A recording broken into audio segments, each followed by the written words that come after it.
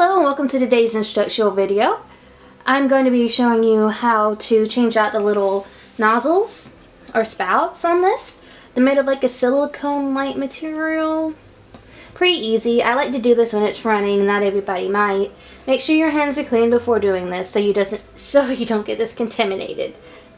So you're just going to grab this and pull. And this one actually comes out really easy.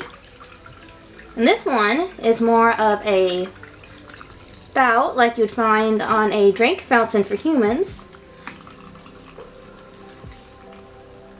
There you go. And the kitties, this one's recommended for kitties, can just drink directly from this.